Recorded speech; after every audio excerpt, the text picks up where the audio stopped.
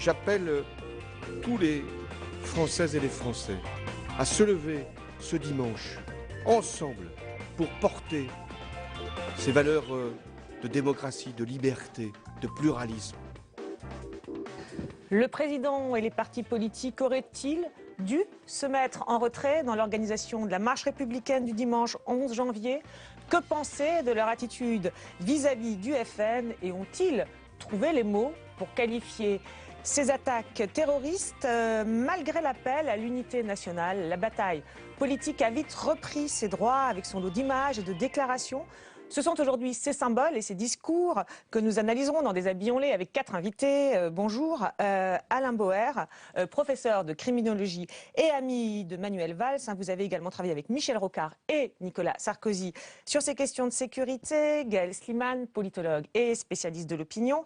Patricia Balm, spécialiste en communication politique. Et enfin, Denis Bertrand, pour un regard de sémiologue sur ces images et ces discours qui ont envahi les écrans depuis les attentats contre Charlie Hebdo. Le président de la République était sur les lieux de la fusillade moins de 2 heures après les attentats. On regarde. Il y a, au moment où je m'exprime, 11 personnes qui sont mortes, 4 qui sont en situation d'urgence absolue. Nous n'avons pas encore le compte définitif de toutes les victimes. Dans ces moments-là, il faut faire également bloc, montrer que nous sommes un pays uni, que nous savons réagir comme il convient, c'est-à-dire avec fermeté, mais avec toujours le souci de l'unité nationale. Tel sera mon comportement, ma volonté tout au long de ces prochains jours et de ces prochaines semaines. Voilà, et c'est là tout de suite qu'il donne ce mot d'ordre de l'unité nationale qui sera reprise dans son allocution du soir même. Je veux ici, en votre nom, dire toute notre reconnaissance aux familles, aux éprouvés, aux blessés, aux proches, à tous ceux qui sont aujourd'hui meurtris dans leur chair par ce lâche assassinat. Ce sont aujourd'hui nos héros. Et c'est pourquoi demain sera une journée de deuil national, je l'ai décrété. La liberté sera toujours plus forte que la barbarie. Et la France, elle a toujours vaincu ses ennemis quand elle a su justement faire bloc autour de ses valeurs. C'est ce que je vous invite à faire. Le rassemblement de tous, sous toutes ses formes. Voilà ce qui doit être notre réponse. Voilà, un jeu l'est décrété en écoutant ce discours, ce jeu employé plusieurs fois nous a frappé, comme le fait que le président ait semblé se démultiplier dans les heures qui ont suivi en recevant un à un à l'Élysée les responsables des partis politiques, en allant à la préfecture de police rendre hommage aux policiers ou en accueillant les caméras pendant qu'il donne ses consignes de sécurité au préfet. Il faut que ces rassemblements puissent se tenir avec l'esprit de dignité qui doit caractériser notre réponse aujourd'hui, mais aussi en assurant la sécurité et la protection des manifestants. Voilà, et donc ce vendredi 9 janvier, pendant quelques heures, on a l'impression de suivre quasiment en live le président de la République jusque dans son bureau le vendredi après-midi pendant que les forces de l'ordre donnent l'assaut. Alors ces photos où on découvre un François Hollande entouré de ses ministres seront tweetées le lendemain par son conseiller en communication Gaspard Ganzer avec la mention « Le président supervisant la double intervention », des images assez étonnantes où l'on voit les membres du gouvernement devant les chaînes d'information, François Hollande plongé dans ces notes. Denis Bertrand, d'abord, votre regard de sémiologue, qu'est-ce qu'elles nous disent, ces images? Comment vous les avez reçues, vous? Ce qui frappe évidemment, c'est le contraste entre le décor, la tenue et l'événement, l'action. Le décor, c'est le décor du palais, avec cette présence de l'histoire, et puis moi, je suis très frappé par les papiers. C'est-à-dire qu'il y a comme une présence du passé à l'intérieur du présent, d'une façon très forte. Mais alors, quand on voit ces images, on a l'impression qu'elles nous rappellent évidemment celles qu'on a tous vues de Barack Obama suivant l'assaut contre Ben Laden. Voilà ces images où ils regardent tous dans la même direction. C'est pas tout à fait ce qu'on observe là dans les images de François Hollande. La question qu'on se pose du coup, c'était de l'information indispensable à donner aux Français, ou alors là, on est déjà dans le registre de la communication. Patricia Balme. On est dans l'image, forcément. Alors, il y a plusieurs contrastes sur ces photos. La première, effectivement, dans les lambris dorés de l'Élysée, c'est moins fort que l'image d'Obama dans son QG de guerre. D'ailleurs, sur l'image d'Obama, c'est intéressant, parce qu'on voit qui a vraiment le pouvoir, c'est le général. Et Obama est tout petit à côté avec son blouson. Maintenant, je pense que ce que l'Élysée a voulu dire, c'est que le président de la République était aux commandes. Il devient donc à la fois le chef de guerre et le père de la nation. Et en même temps, on a un président qui, certainement, prendra sa décision tout seul, parce qu'on voit les ministres debout autour de lui et un président assez concentré. Mais oui, c'est ça. On a l'impression que c'est lui qui travaille et les autres qui regardent la télé. C'est un peu l'image très intéressante qu'a voulu envoyer sûrement Ganzer, et c'est de l'image de communication pure. C'est au fond, le président est seul au milieu de ce problème et la solitude du pouvoir. Alors, Alain Bouer, justement, il y a un message aussi sur la notion de sécurité, évidemment, et d'organisation de ces attaques. Vous dire Barack Obama est tout petit sur les images. Finalement, c'est pas lui qui a le rôle principal. Là, on a l'impression, dans la communication, que ça a été le président, finalement, qui avait le rôle principal, supervisant la double intervention. On a beaucoup dit que c'était lui. Il a fait dire, d'ailleurs, Emmanuel Valls l'a dit, que c'était lui, effectivement, qui avait donné l'ordre. Qu'est-ce que vous en pensez Je sais pas, j'ai un souvenir ému du président normal, et donc l'hypo-président est redevenu hyper-président, et François Hollande, pardon, est devenu voilà. François Mitterrand, Enfin, il est devenu François Mitterrand, il est devenu président de la République à cette occasion. Jusqu'à présent, il y avait un doute. Il vient de lever le doute, simplement en niant ce qui a été le contenu d'un discours de campagne pour entrer dans le discours de la réalité, dans la pratique de la réalité. Il y a une deuxième chose que moi j'ai vue, pardonnez-moi, c'est pas ma spécialité, mais pas cette image, mais dans la précédente, vous noterez qu'il y a à la fois l'action, le papier, etc., mais ils sont tous avec leur téléphone portable. Absolument. Chacun gérant ce qu'il a à gérer, le Premier ministre de son côté, le ministre de l'Intérieur de l'autre. Et donc, il y a en réalité plusieurs pouvoirs parallèles, et celui du téléphone portable sur ces images est une rareté, car il est assez rare qu'on soit en train de tweeter ou de téléphoner dans le bureau du président de la République et en sa présence, ce qui montre qu'en fait, même si on a voulu montrer l'image d'un pouvoir centralisé et dominant, il y a des tas de pouvoirs parallèles qui s'appliquent, chacun faisant ce qu'il a à faire, c'est-à-dire son métier. Vous disiez, l'hypo-président revendiqué dans la campagne s'est transformé en hyper-président à ce moment-là. C'est en tout cas l'image, on a l'impression que l'Élysée a voulu donner, avec aussi l'emploi de ce jeu qui est très très présent. C'est quelque chose que vous trouvez positif en matière justement de messages envoyés? Parce qu'on n'a pas très bien compris dans ce que vous avez dit, on a senti une petite pointe d'ironie, si elle était réelle ou pas. Je trouve que les transformations face à la réalité sont toujours positives. Je préfère qu'on accepte la réalité et qu'on s'y adapte plutôt qu'on imagine qu'elle n'existe pas. Voilà, mais je dis simplement que le discours, le message très fort sur moi, je et moi président, etc., vient d'être réglé une bonne fois pour toutes par la pratique réelle de ce qu'est le pouvoir présidentiel sous la Ve République en France. Gaël Slimane, sur ces images et puis tous ces moments de communication avec ce président, on l'a relevé avec ce jeu. Alors on dit souvent, il faut beaucoup dire jeu, mais dans ce moment, est-ce qu'il n'aurait pas mieux valu peut-être s'effacer un petit peu? Que pensez-vous, vous, de l'image qu'il a renvoyée?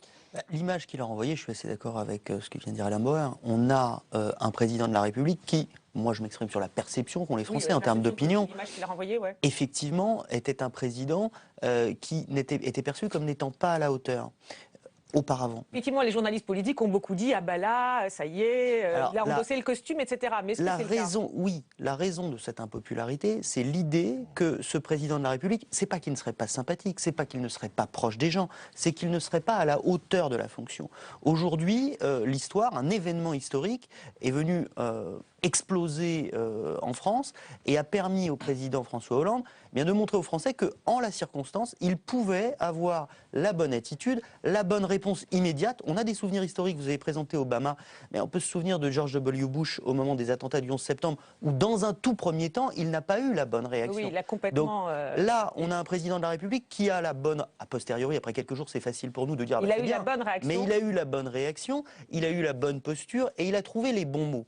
Alors maintenant, les Français vont attendre des actions, mais au moins sur la réaction, c'était celle qu'il fallait avoir. C'était la bonne réaction, un mini-mot avant de passer à la suite. Il s'est produit juste une chose, c'est qu'il est entré dans une nouvelle séquence du quinquennat qui est la séquence émotion.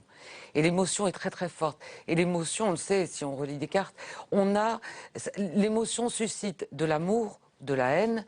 Et là, malgré lui, il est précipité dans cette séquence et il doit faire avec l'émotion des Français qui le regardent. Donc, il est obligé de gérer cette émotion au mieux. Et cette émotion fait qu'il devient naturellement, pendant quelques instants dans l'image, le père de la nation protecteur. Et il va jouer à ça par la suite.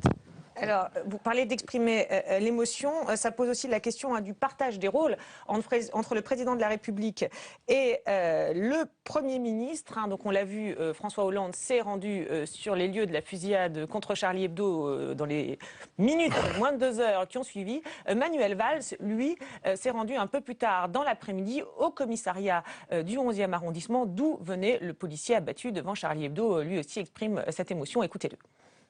Nous venons de rencontrer les policiers du 11e arrondissement, de ce commissariat, les 2 coéquipiers du policier qui a été abattu dans les circonstances que vous connaissez. Horrible, terrible. Et c'est cette police républicaine, courageuse, qu'avec Bernard Cazeneuve, nous sommes venus saluer. Ils sont éprouvés. Bien sûr, nous le sommes, avec eux, les hommes, des femmes, les yeux rougis, les larmes, mais solides en même temps. Ils savent qu'ils sont le bouclier des Français. Et nos compatriotes doivent connaître donc notre plus grande détermination à protéger nos concitoyens et donc à tout faire pour que ces individus soient appréhendés. Alors, on reviendra sur l'émotion. D'abord, une petite question sur cette image. Alain Bouard, on n'a pas pu s'empêcher de se dire, en voyant ça, que finalement, il est toujours un peu dans le rôle du ministre de l'Intérieur, non? C'est une bonne chose? Tous ceux qui sont passés place Beauvau sont marqués par le passage de la place Beauvau, et particulièrement quand il y a la mort d'un policier ou une catastrophe. Mais je pense que là où Manuel Valls a transcendé le rôle, c'est dans son émission de TF1. On y reviendra juste après. Voilà. Mais là, il est dans l'émotion naturelle. Non. Le vrai problème, en fait, il n'y a qu'un seul problème dans toutes ces séquences. C'est le fait d'arriver moins de 2 heures après sur une scène de crime. Ça devrait être interdit aux responsables politiques comme à n'importe qui d'autre que la police technique et scientifique. Ah. Voilà. Être devant la scène de crime pour exprimer son émotion, c'est très bien. Perturber l'action nécessaire, urgente, des services de police. Je dis ça parce que franchement, les retours que j'en ai eus étaient... à la fois, on est content qu'ils soient venus, mais franchement, si on pouvait finir de faire notre travail pour trouver les traces, les preuves, les empreintes... Là, c'était Charlie Hebdo, parce que lui, il n'est pas sur la scène de crime. Non, je parle de la double séquence. De la double séquence, je trouve très bien que les responsables politiques, s'ils en ont envie, viennent s'exprimer devant. Ça ne s'est pas passé que comme ça. Et il faut le savoir, une scène de crime, c'est une scène de crime. Vous faites allusion au fait que le président soit rentré dans les locaux de Charlie Hebdo, ça s'isole, ça se protège, et les responsables politiques, comme les autres, sont soumis, devraient être soumis, devraient se soumettre à cette ardente obligation de ne pas perturber une enquête, surtout quand on est en cours de quelque chose. C'est-à-dire que ce n'est pas une scène de crime terminée, c'est une scène de crime en cours, puisque les auteurs sont en fuite. D'accord, donc là vous dites quand même la communication est peut-être... La communication, c'est bien, la recherche des coupables, c'est mieux. Il y a peut-être eu un impératif de communication. Qui n'est pas le sujet là, mais qui est... Non, mais qui est intéressant parce que ça permet aussi de relativiser ces images. D'ailleurs, j'en profite pour dire, on va faire un petit parallèle avec Mohamed Merah en 2012. Nicolas Sarkozy s'était rendu lui aussi à Toulouse, on se souvient des images. Alors pas immédiatement parce que Toulouse est plus loin. Évidemment, il y avait une contrainte dans les heures qui ont suivi. Et pas sur les scènes de crime.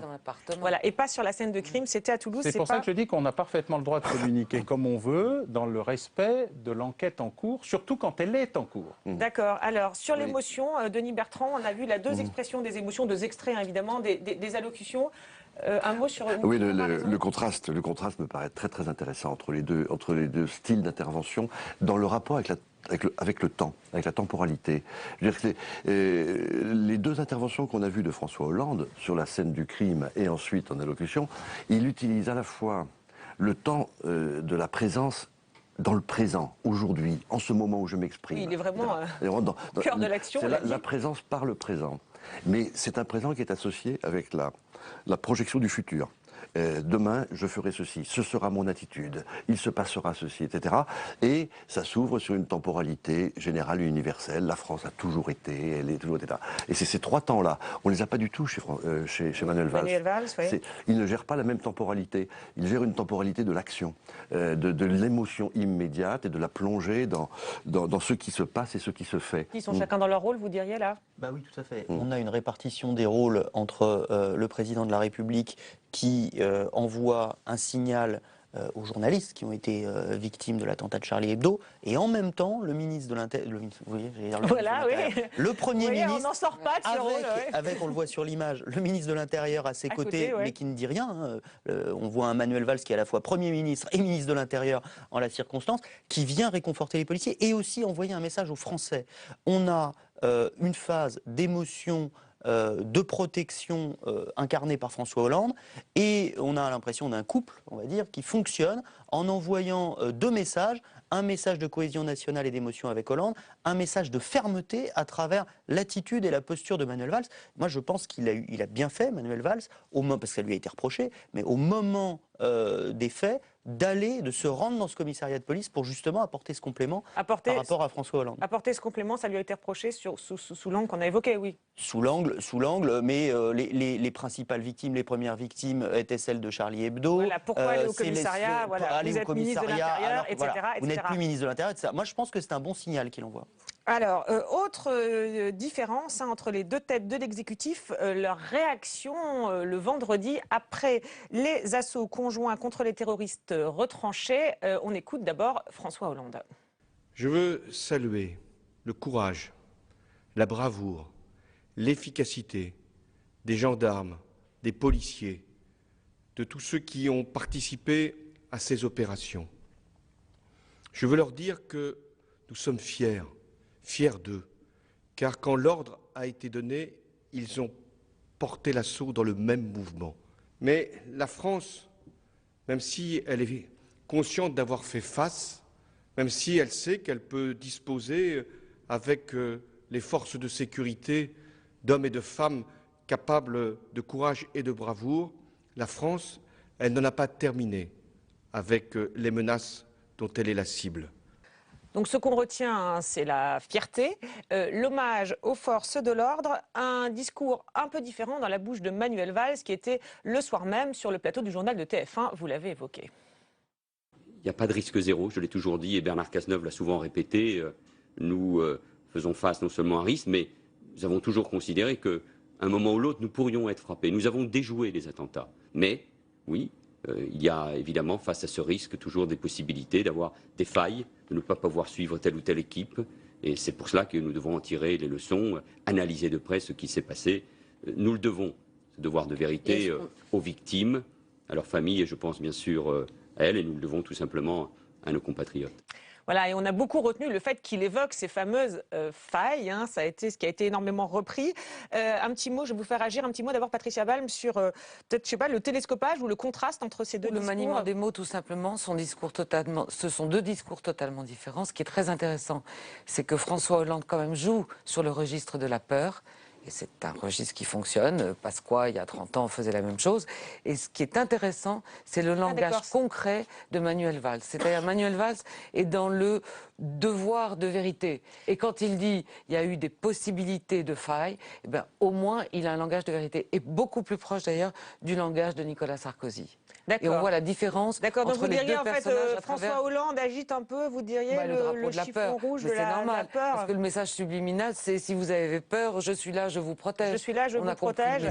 D'accord, donc ces failles, c'était volontaire. Vous avez l'impression que c'était volontaire, ça n'a pas, parce qu'on peut se demander ce qui s'est pas. Voilà, forcément, il est dans le cadre d'une interview, il n'est pas dans le cadre d'une allocution, il doit répondre à des questions. Forcément, déjà, il y a des questions sur d'éventuelles failles.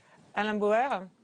Alors, pour une fois, je ne fais pas la même interprétation. Je pense que ces 2 discours qui, pour une fois, sont honnêtes. Les 2, le premier qui dit, on n'en a pas fini. Deuxièmement, Manuel Valls, parce qu'il a été ministre de l'Intérieur, il sait très bien que 17 morts, le plus grave bilan depuis les attentats de l'OAS 50 ans plus tôt, ce n'est pas le signe d'un extraordinaire succès, qu'il va falloir anticiper l'idée que quelque chose n'a pas fonctionné, voilà, qui va et venir dans les jours qui qu'il viennent. sait, il assume, et il a l'honnêteté de le dire, je le sais, je l'assume, il va falloir devoir de vérité, devoir d'honnêteté. Je pense qu'il entre parfaitement. Et je crois que lors de cette intervention de TF1, je suis assez critique avec Manuel, parce que les amis, c'est fait pour vous dire des choses, vous accepteriez personne d'autre. Autrement, c'est des courtisans, et ça, il n'y a pas besoin d'avoir d'amis, on a suffisamment ce qu'il faut. Je crois qu'il est entré à ce moment précis, autant François Hollande est devenu président de la République au moment des événements, Manuel Valls, il a dépassé la stature qu'il avait déjà d'homme politique en devenant un homme d'État par la reconnaissance de l'idée, de la faille. Et le mot, je pense, est très bien choisi, très ciselé et n'appartient pas ni à la surprise ni au hasard. Alors on va faire réagir Gaël Simane, mais d'abord vous dites les amis c'est là pour les critiques aussi, là vous n'en avez pas fait. Hein. Il m'arrive d'en faire beaucoup. D'accord, mais pas là-dessus, pas sur ce moment. Non, il faut dire. Oui, je vous rassure, hein, ça doit être le premier depuis qu'il est Premier ministre, donc je le note dans ma case bon point. D'accord, donc là c'est un vrai bon point. Gaël Simane, vous êtes aussi élogieux ou il y a notamment dans les deux discours, hein, parce qu'on voit bien la fierté d'un côté, la faille de l'autre. Non, alors là aussi, j'ai pas tout à fait la même interprétation que vous sur ce qu'envoie comme message prioritaire François Hollande. Je pense que dans son allocution, le message prioritaire, ce qu'on retient, et qui va faire écho avec la suite, c'est le mot fierté.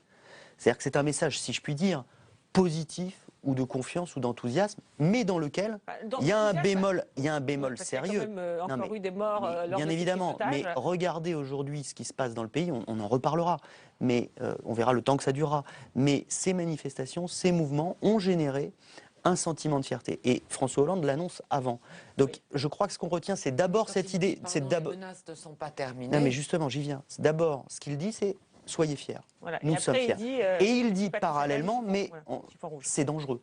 La situation est dangereuse et les menaces ne sont pas terminées. S'agissant de Manuel Valls, il est sur une ligne qui est une ligne beaucoup plus technicienne, qui est sur une ligne, vous avez raison, de la vérité, et où il assume des failles, ce qui est très fort effectivement. Donc moi j'ai l'impression, là encore, que l'un et l'autre, avec des mots différents, une posture différente, couvrent largement le spectre de ce que peuvent attendre les Français à ce moment-là. D'accord. Et donc c'est très bien. Bon, décidément, que de bons points. Alors, autre déclaration forte, on va voir si c'est le cas aussi, celle de Nicolas Sarkozy, qui aussitôt après l'attentat contre Charlie Hebdo, fait lui aussi une déclaration très officielle. Hein. Il a aussi les deux drapeaux français et européens à côté de lui. On regarde et on l'écoute. J'appelle tous les Français à refuser la tentation de l'amalgame et à présenter un front uni face au terrorisme, à la barbarie et aux assassins. Le gouvernement doit prendre des mesures fortes contre le terrorisme. Nous devons élever notre niveau de vigilance et notre formation politique soutiendra sans réserve toutes les initiatives du gouvernement qui iront dans ce sens. Tout simplement parce qu'en ces heures tragiques, c'est un impératif d'unité nationale auquel nul ne peut ni ne doit se soustraire. Voilà, les drapeaux, donc je l'ai dit, les phrases, j'appelle tous les Français, le gouvernement doit. Est-ce qu'on a l'impression, Denis Patran, est-ce que vous, en voyant ces images, vous vous êtes dit, tiens, mais c'est peut-être un président bis que j'entends là, en toute objectivité sémiologique? En toute objectivité, il tient en effet le discours d'autorité et de rassemblement. Parce que tout à l'heure, le mot-clé de François Hollande... C'était le rassemblement. C'est le mot rassemblement. Parce que le rassemblement, c'est à la fois l'unité, mais c'est aussi la force. C'est l'expression d'une force, évidemment. Et donc, là, l'unité et l'appel à l'unité nationale, en effet, ce sont des mots qui appartiennent, qui relèvent de la bouche du détenteur de l'autorité. Et donc là, en effet, cette couverture est celle de l'homme d'État et de l'équivalent président. L'équivalent président, Alain Bouer, un petit mot? Ça vous inspire? Non, clairement, c'est une mise en scène présidentielle. Et en fait, jusqu'à l'épisode en question, il y avait un contraste entre l'autorité naturelle de l'ancien président, avec une personnalité crispante et clivante, et la bonhomie de l'actuel président avec une absence d'autorité criante. le renversement des événements fait que le contraste est devenu une sorte de synchronicité, de stéréophonie qui amène ce côté étonnant de savoir s'il n'y a pas deux présidents de la République. Alors, il y a une petite nuance, c'est qu'il dit « au nom de ma formation politique ». Oui, quand même, à un moment, ce qui permet de dire « ah, il est président de l'UMP ». En fait, c'est bien autre chose qui se produit et l'appel à l'unité nationale auquel nul ne saurait se soustraire. Et le gouvernement aura notre soutien quand ici, qui est là, le message mécanique et obligatoire de nous répondons face au terrorisme tous unis. Je vais vous faire réagir, mais juste avant, on va voir la suite du feuilleton, du film, parce qu'après ça, Nicolas Sarkozy a été très très présent aux côtés de François Hollande. Il a été d'abord le premier chef de parti reçu à l'Élysée au lendemain de l'attentat contre Charlie Hebdo. Il était également présent à la cérémonie organisée à la synagogue de la Victoire avec François Hollande et Benyamin Netanyahou, tout comme un peu plus tôt à la marche républicaine. Alors là, protocolairement, il était placé 2 rangs derrière les nombreux chefs d'État, mais les esprits moqueurs ont noté qu'il avait fait quelques intrusions au premier rang, et puis on a noté aussi qu'il avait un peu pris racine sur le perron de l'Élysée lors de l'accueil des anciens premiers ministres. Regardez, c'était pointé dans un sujet de France 2. Lorsque François Hollande l'invite à rentrer, il sollicite de pouvoir attendre les anciens premiers ministres de droite. Arrivent alors François Fillon, Alain Juppé, Jean-Pierre Raffarin et Édouard Balladur, une image pour le moins inattendue. Alors la question qu'on se pose en voyant ça, c'est est-ce que c'est si important que ça d'être sur la photo, Gaël Slimane?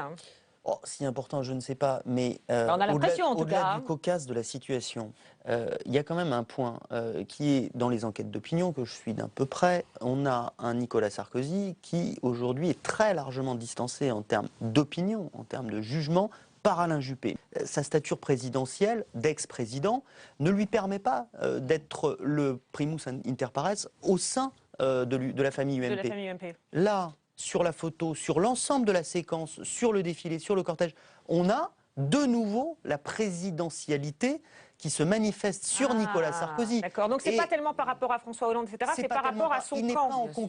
Il n'est pas en concurrence avec François Hollande. Dans la séquence actuelle, il est derrière, symboliquement sur les photos, mais il est vraiment derrière le président. Il est presque à côté, derrière le président de la République. Mais il est devant les autres concurrents à droite. D'accord, d'où l'idée d'attendre pour la photo, c'est ça? Cette scène sur le perron de l'Élysée est très intéressante. Ça veut dire, d'une part, j'ai été votre patron, au cas où vous l'ayez oublié. Oui, donc je vous accueille avec les anciens premiers ministres. D'ailleurs, il pousse un peu Juppé vers l'intérieur après. Donc c'était important qu'en termes d'image par rapport à son camp, ils disent c'est moi le patron.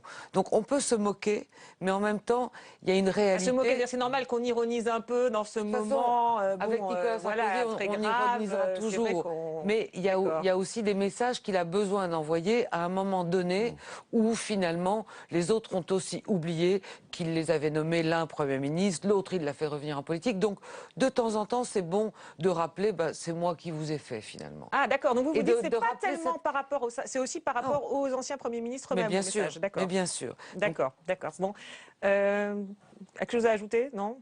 Oh non, sur la scène purement politicienne m'amuse comme citoyen, me désole parfois, mais alors là, si en plus il faudrait la commenter. Bon, d'accord. Alors, c'est la concrétisation de l'unité nationale, néanmoins, parce que François Hollande... Il manque quelques premiers ministres de gauche, alors. Oui, c'est vrai, mais là il y a le président de gauche. Oui, mais dans le jeu des anciens premiers ministres, il y en a quelques-uns de gauche. Mais la scène de l'unité nationale... Oui, non, mais vous voyez ce que je veux dire. Voilà. La photo aurait été belle avec Rocard, Ayrault, Jospin, oui, parce qu'effectivement, Lionel Jospin est arrivé, mais seul, il n'était pas effectivement sur cette photo.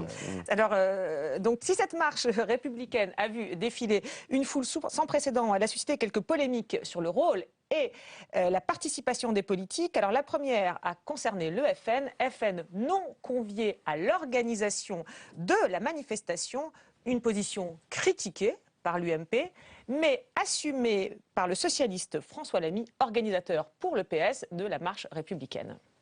Oui, c'est vrai qu'hier, nous n'avons pas invité celle qui a porté plainte contre Charlie Hebdo en janvier 2012, qui est la seule responsable politique de France à l'avoir fait. L'Église catholique, elle va être là. On n'a pas invité la personne qui, après ce qu'a fait Mohamed Merah, déclarait, j'ai apporté la citation, combien de Mohamed Merah dans les bateaux, les avions qui chaque jour arrivent en France remplis d'immigrés, combien de Mohamed Merah parmi les enfants de ces immigrés non assimilés. C'est vrai, on n'a pas invité cette personne-là hier pour lancer cet appel.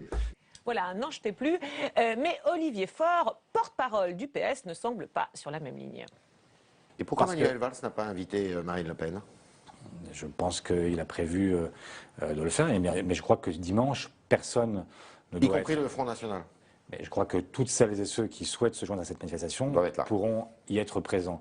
Il ne s'agit pas de dire que nous avons réconcilié tous les points de vue dimanche, mais il s'agit de dire que sur l'essentiel, nous pouvons nous retrouver, nous devons nous retrouver parce que la France est une et indivisible, comme le proclame notre Constitution. Voilà, si on a bien entendu, il évoque même un peu en bafouillant le fait finalement que la patronne du FN puisse être invitée, ce qui n'est pas le point de vue du patron du PS. Marine Le Pen est très mal à l'aise avec cette manifestation depuis le début. Elle n'a pas téléphoné pour pouvoir participer aux réunions.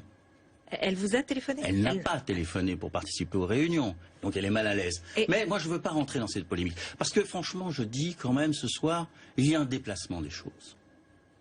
Nous sommes dans un moment extrêmement difficile d'union nationale, d'émotion de l'ensemble du peuple français, et aujourd'hui, on veut introduire une polémique. Voilà, pas de polémique, dit-il, et pourtant, celle-ci aura bien lieu dans la cour même de l'Élysée lorsque Marine Le Pen est reçue par François Hollande. Écoutez-la à sa sortie. Je n'ai pas réussi à obtenir du président de la République la levée claire de l'interdiction pour notre mouvement, ses élus, ses représentants, que des millions de Français espéraient voir dans les cortèges, de participer dans des conditions dignes, dans des conditions respectueuses de la force politique qu'est le Front National à la manifestation de dimanche. Et tout à fait évidemment, je le regrette. Et voilà donc une jolie polémique, avant même la fameuse marche républicaine. Alors, côté PS, c'est quoi, Gaël Slimane? C'est un énorme cafouillage? Oui, oui, clairement, c'est un cafouillage. On le voit d'ailleurs. Oui, entre le porte-parole du PS et le patron du PS, mais déjà, on a deux voix différentes. Il y a quand même deux sujets. Il y a le cafouillage du PS, on ne va pas s'apesantir là-dessus, il est évident. Mais il y a un deuxième sujet, c'est qu'est-ce qui peut être retenu par les gens, par les Français, de cette question, de ce sujet. Donc c'est pas parce qu'il y a eu un plantage complet, en l'occurrence du PS sur cette question, que c'est ce qui est retenu. Ce qui est retenu, c'est qu'il y a eu un moment d'union nationale. On a fait un sondage dans le Parisien dimanche qui montrait justement ce que ressentaient les Français. Les gens n'ont pas entendu cette question, ça n'existe pas dans la tête des gens. Ce qu'ils retiennent, c'est que Marine Le Pen n'a pas participé. Cette question n'existe pas le premier jour, mais est-ce qu'après ça ne va pas prendre racine? Mais non, ça n'a pas de sens. C'est une problématique. C'est vrai qu'il y a eu cafouillage de la gauche à ce sujet, mais ce qui est retenu, c'est qu'il y a eu un mouvement d'union nationale formidable et que le Front National n'y a pas participé, ou en tout cas y a participé sur ses terres à Beaucaire en ce qui concerne Marine Le Pen. Voilà, dans une ville FN. Donc en fait, vous dites l'erreur, c'est Marine Le Pen qui l'a faite en ne participant pas. Mais bien sûr, parce qu'il n'y a pas besoin. Il n'y avait pas besoin d'avoir une invitation. C'est pas parce qu'elle avait un formidable prétexte offert par la gauche, qui était bien bête pour se victimiser, qu'il fallait le faire à un moment où, pour les Français, les seules victimes étaient les victimes des attentats et pas Marine Le Pen. Alors Patricia Ball n'a pas l'air d'accord. Non, je dirais simplement qu'il y a une incohérence chez François Hollande. Question, pourquoi l'a-t-il reçu? Est-ce que c'était pour lui dire il ne faut pas aller à la manifestation? Oui, il la reçoit comme les autres et après... Comme les autres et après, donc c'est incohérent. Bon, ne parlons même pas des bourdes, du cafouillage du PS, Corbalis qui essaye d'éteindre l'incendie. Simplement, on fait encore de Marine Le Pen la victimisée. Et ça, il faut éviter. Et ça, vous dites, ça, on le retiendra. Mais bien sûr, parce qu'il y a quand même des Français qui votent pour elle, qu'on le veuille ou non. Et à la limite, on l'aurait laissé venir à la manif en la mettant au 10e rang. On l'a pas mise dehors, hein. Elle a juste pas été conviée à l'organisation. on l'aurait, je finis juste, on l'aurait laissé venir. Il y aurait même, ils ont créé en fait eux-mêmes une polémique sur ce sujet. Là est l'erreur. Oui, alors, mais pour être bien clair, j'ai pas dit autre chose. Je vous dis, ils ont fait, ils ont. Non, mais je sais bien. Mais elle a eu tort. Ce que je vous dis, c'est ce qu'en retiennent les Français. On l'a mesuré. Ce qu'en retiennent les Français, y compris les sympathisants du FN, c'est pas du tout que Marine Le Pen. C'est pas du tout cet aspect. Marine Le Pen n'a pas été invitée. C'est scandaleux. C'est elle qui a eu tort. Elle n'a pas été sur la photo. Ils vont retirer ce qu'elle a dit aussi. Alain Boer, visiblement non. Je crois qu'il y a deux sujets. Le premier sujet, c'est pour avoir organisé de nombreuses manifestations il y a quelques années, y compris avec Jean-Christophe Cambadélis, quand on est dans ce genre de situation, on crée un comité d'organisation où justement les partis politiques sont pas en première ligne, ils sont juste associés au machin et on trouve. Oui, là c'est sûr que c'était l'erreur. Je suis Charlie avec 2-3 figures emblématiques, philosophiques, de la société civile, qui gèrent ce type de situation sur le thème. Vient qui veut, et le comité d'organisation est composé de tout le monde sauf des partis politiques, à l'exception du service d'ordre, c'est quand même que quelqu'un s'occupe des choses sérieuses. Et basta, ça règle la question. Et donc vient qui veut, vient qui veut. Et deuxièmement, Marine Le Pen a réglé cette question en décidant d'organiser son propre morceau de manifestation parce qu'elle a bien compris ce qui vient d'être expliqué d'un côté et de l'autre. D'abord qu'il y avait un cafouillage gigantesque parce que justement, ça n'était pas au Parti socialiste de laisser croire qu'il organisait une manifestation d'unité nationale, ni au président de la République d'envoyer les cartons d'invitation. Et elle, parce qu'elle s'est bien rendue compte qu'elle ne pouvait pas être hors du mouvement que M. Slimane a si bien sondé, entre guillemets, analysé, et que donc elle s'est réintégrée au dernier moment. Donc dans cette affaire, il n'y a paradoxalement pas de gagnant particulier, à part ceux qui ont transcendé les cafouillages des uns, les exclusifs des autres. Et moi, j'appartiens à la catégorie qui dit... À partir du moment où vous faites l'union nationale et l'unité nationale, c'est ouvert à tout le monde. Alors vous disiez, juste pour terminer sur Marine Le Pen, un petit rappel aussi, donc il y a eu un paradoxe puisqu'elle a été reçue par François Hollande. On se souvient, là aussi parallèle avec Mohamed Merah, qu'elle avait été conviée, comme d'autres responsables politiques. À l'époque, on était en pleine campagne présidentielle, donc elle était invitée comme d'autres candidats aux cérémonies d'hommage à Montauban. C'est à mettre sur le même plan? Je crois qu'il y a une chose quand même qui est intéressante dans cette confusion-là. Le problème, il est entre l'unité collective parti et l'unité individuelle citoyen. Et il y a une confusion qui est très intéressante. Elle est à ce niveau-là. C'est-à-dire qu'en effet, je suis bien sûr tout à fait d'accord qu'un tel rassemblement, pour reprendre le mot de François Hollande, c'est un rassemblement d'unité citoyen et pas un rassemblement d'unité collective parti. D'accord. Et Marine Le Pen, dans son discours sur le perron de l'Élysée, elle revendique l'unité collective parti en tant que telle. Mais alors sur le perron de l'Élysée, parce que le PS lui a ouvert la voie. Non, mais parce que, oui, c'est possible. François l'a mis. C'est possible, mais... Vrai ou faux, elle parle aussi d'interdiction. Et c'est le mot interdiction qui est très Mais fort. en même temps, elle en parle dans la cour de l'Élysée alors qu'elle vient d'être reçue par le président de la République. Donc il n'y a pas tant de différence que ça avec 2012 Montauban, si? Non, parce qu'à il y a une différence, pardon. Parce qu'à Montauban, si on regarde bien les images, tous les candidats et les responsables politiques étaient alignés au même niveau au premier rang.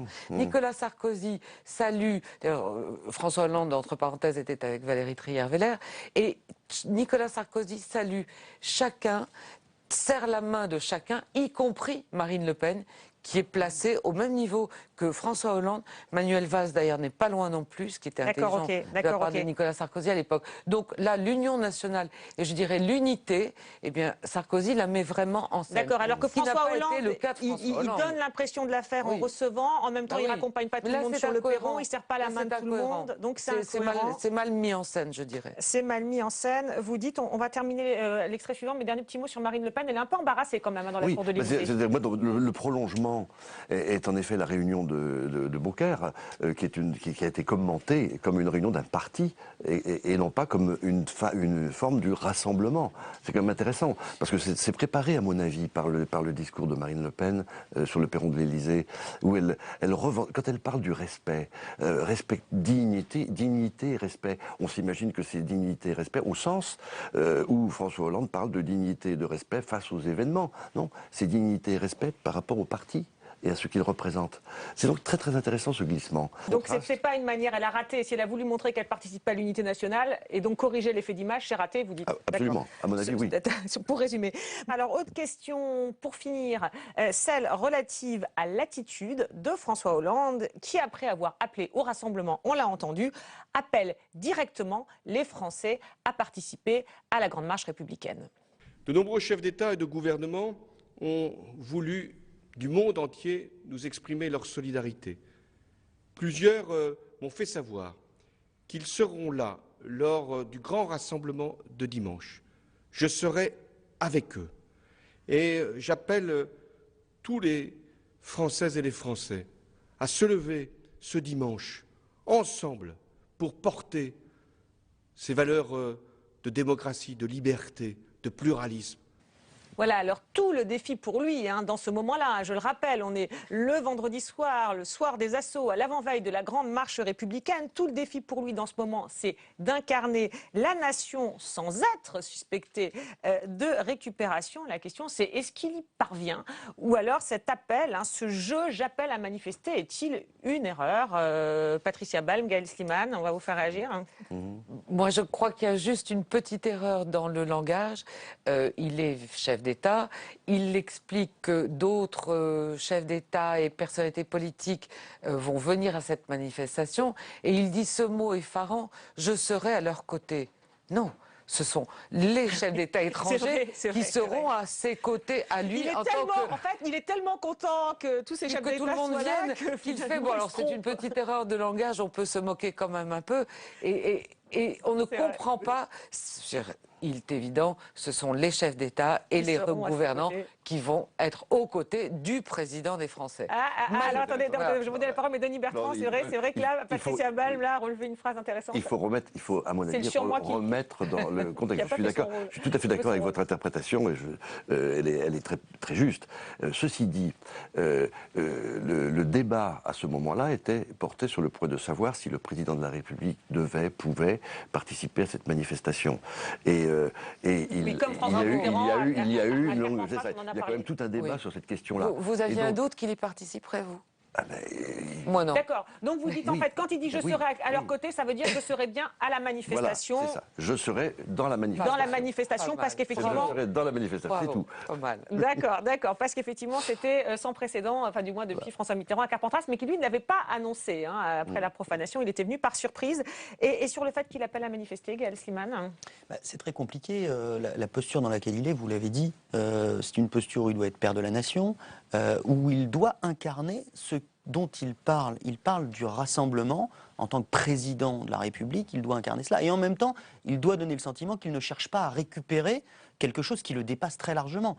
Ça fait la jonction avec ce qu'on se disait tout à l'heure sur Marine Le Pen et sa venue ou non dans les cortèges. Ce pas les partis politiques qui ont fait aller dans la rue des millions de Français dimanche dernier. Est-ce que justement en disant j'appelle, est-ce qu'à posteriori, puisque là on a posteriori, il n'y a pas un peu le soupçon de récupération? Le dosage est très subtil. Entre il récupère ou il est dans son rôle. Moi, j'ai le sentiment que ce que retiendront les Français de cette séquence, un peu comme on le disait tout à l'heure avec Alain Bauer, c'est que finalement, c'est ça que les gens vont retenir probablement, que durant cette période-là, celui qu'on n'estimait pas à la hauteur de la fonction, sur cet épisode si important, il nous a semblé à la hauteur de la fonction. Je crois que c'est ce que les Français en retiendront. Après, quelle sera la pérennité de ce sentiment? À quel point ça durera? Est-ce que les Français se diront finalement ça n'était qu'un épisode, ou bien est-ce que ce sera un renouveau pour François Hollande? Est-ce que ça lui permettra de renouer avec les Français? Ça, on le verra dans les mois qui viennent. Bien sûr, on le verra, et on y consacrera évidemment d'autres émissions. Patricia Balm. Non, je ne pense pas qu'il en ait trop fait. La question, c'est la durée, quoi. Voilà, c'est après, et ensuite. Effectivement, est-ce qu'il va capitaliser, c'est triste à dire, sur un moment si dramatique? Et je suis assez d'accord avec ce que vient de dire Gaël Slimane. Est-ce qu'il va capitaliser? Oui, parce que forcément, c'est quelque chose. Quand on est aussi bas dans les sondages, auquel il ne peut pas ne pas penser quand même. Il a joué son rôle, je dirais, de façon assez juste. Il a raté une énorme séquence, à mon avis. C'était au moment de la manifestation. Il aurait eu un geste un peu mitterrandien de mettre Nicolas Sarkozy à ses côtés. Ça aurait été très fort, ça aurait compensé le sujet Marine Le Pen. Et je pense que les Français lui en auraient été gré. D'accord, mais comme on l'a dit, Nicolas Sarkozy s'est mis tout seul au premier rang. Il a fait le travail. Qu'est-ce que va faire François Hollande de toute cette séquence après? Bon, bien, on suivra bien entendu. Merci à tous les quatre pour vos analyses. Merci à Marie Lebon, Aurélie Dafas et Paul Bastien qui se sont levés tôt pour m'aider à préparer cette émission. Merci à Diane de Charmas qui s'est couchée tard pour la monter. On se retrouve la semaine prochaine à l'antenne et tous les jours sur le site de Public Sénat pour voir et revoir tous les déshabillons-les. Qui se dit c'est horrible parce que c'est un drame et quelque part c'est sa chance pour 2017. Sa chance, elle est là, à portée de main. Et c'est affreux, mais je suis sûre qu'il y pense. Mais c'est évident. C'est le seul moyen pour lui de remonter dans les sondages.